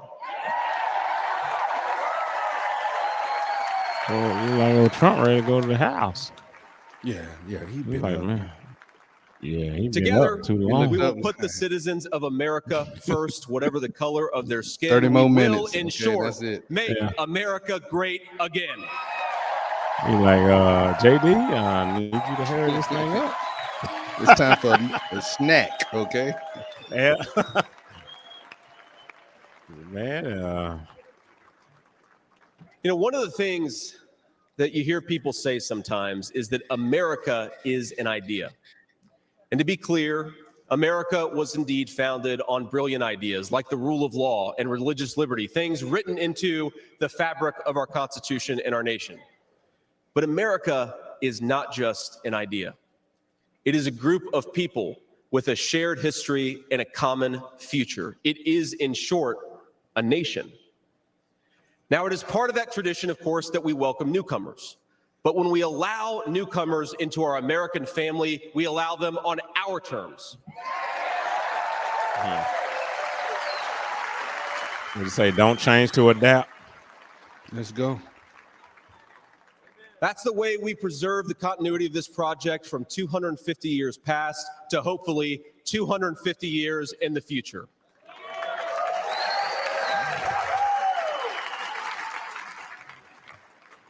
And let me illustrate this with a story, if I may. I'm, of course, married to the daughter of South Asian immigrants to this country. Incredible people. People who genuinely have enriched this country in so many ways. And of course, I'm biased because I love my wife and her family, but it's true. Now, when I proposed to my wife, we were in law school, and I said, honey, I come with $120,000 worth of law school debt and a cemetery plot on a mountainside in eastern Kentucky. Wow.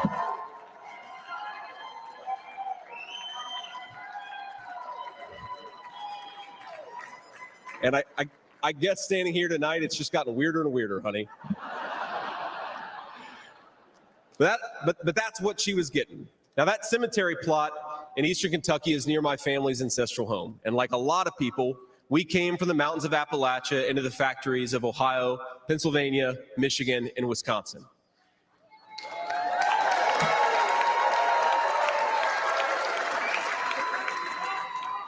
Now, that's Kentucky coal country, one of the 10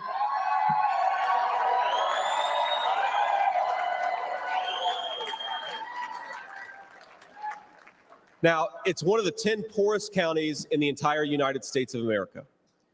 They are very hardworking people, and they're very good people. They're the kind of people who would give you the shirt off their back even if they can't afford enough to eat. And our media calls them privileged and looks down on them. But they love this country, not only because it's a good idea, but because in their bones they know that this is their home. And it will be their children's home, and they would die fighting to protect it. Yeah.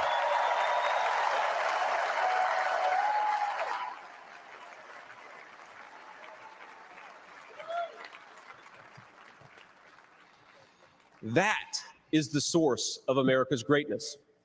As a United States Senator, I get to represent millions of people in the great state of Ohio with similar stories, and it is the great honor of my life.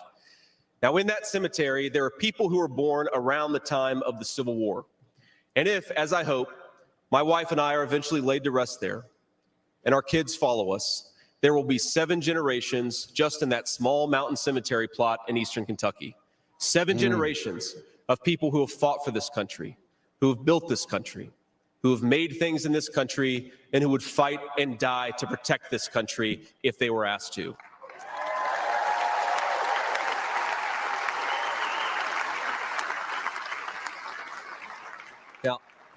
Now, that's not just an idea, my friends. That's not just a set of principles. Even though the ideas and the principles are great, that is a homeland. That is our homeland.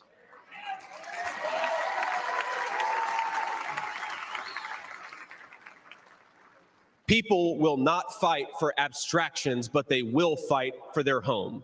And if this movement of ours is going to succeed, and if this country is going to thrive, our leaders have to remember that America is a nation and its citizens deserve leaders who put its interests first. So do you think that this guy is ready for old Kamala? Now, we won't agree on every issue, of course, not even in this room. We'll have to see. We may disagree from time to time about how best to reinvigorate American industry and renew American family. That's fine. In fact, it's more than fine. It's good. But never forget that the reason why this united Republican Party exists why we do this, why we care about those great ideas and that great history is that we want this nation to thrive for centuries to come. I don't know. I don't know. Do more I don't prepping. have to. She's still seasoned. It'll Yeah. be good. Now, you know. eventually in that Yeah. mountain cemetery, my children will lay me to rest. And when they do, I would like them to know that thanks to the work of this Republican Party, the United States of America is as strong and as proud and as great as ever.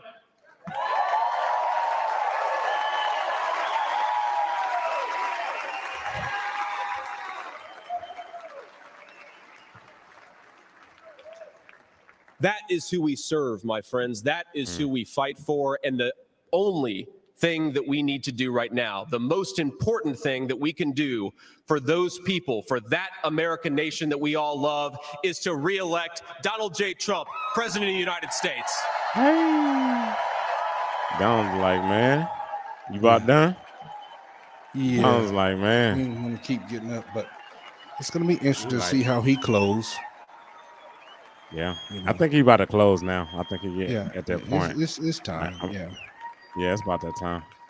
Mr. President, I will never take for granted the trust you have put in me. And what an honor it is to help achieve the extraordinary vision that you have for this country. Now, I pledge to every American, no matter your party, I will give you everything I have to serve you and to make this country a place where every dream you have for yourself, your family, and your country will be possible once again.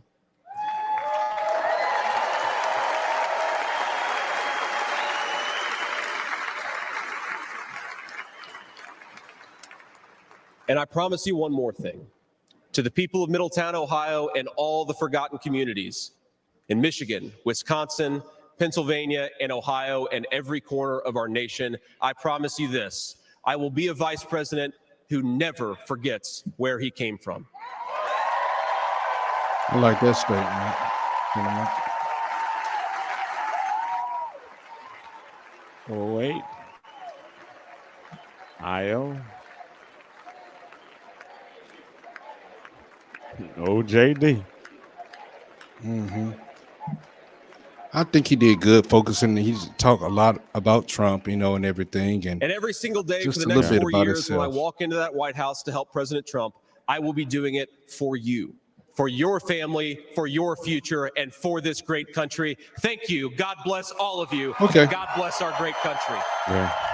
Real quick, you know, they're gonna go through it. That was good. So what was Yeah, your yeah. take on it, Kane?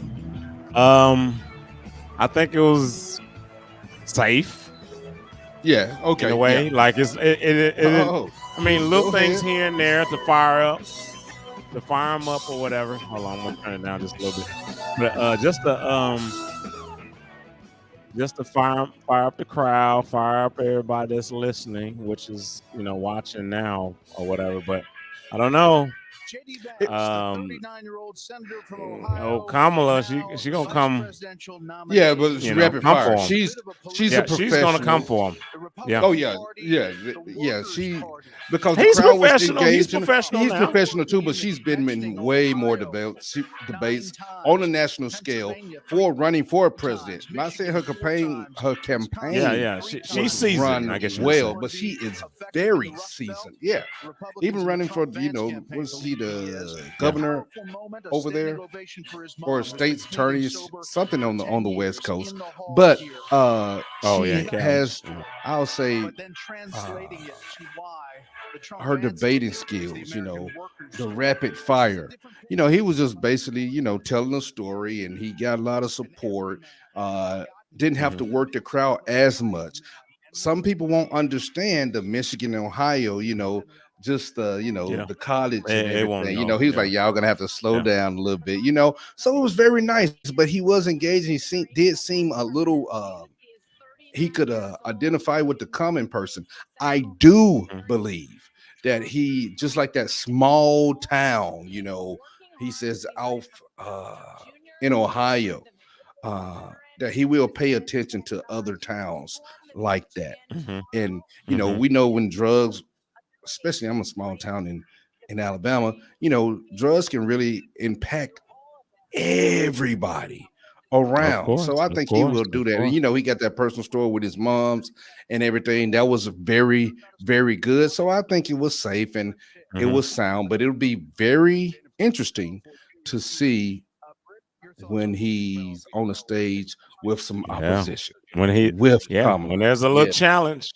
And that might make her stock rise up a little bit. Yeah. She might not does well with the interviews, but we know she can get on that debate stage and hold her own. Yeah.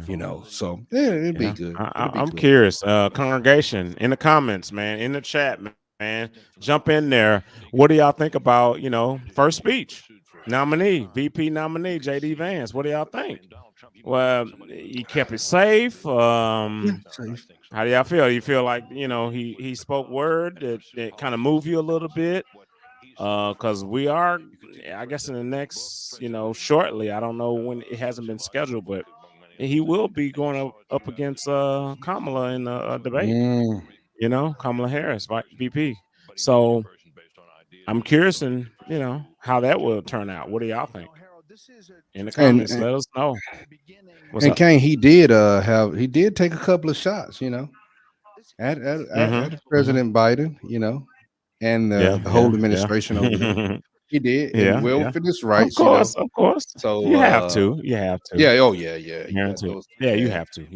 Definitely.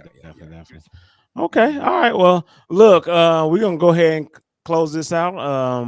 You guys, we just want to get his take, and probably we'll do this again, a little deja vu for Donald Trump for tomorrow. See what he has to say. He's been through an ordeal.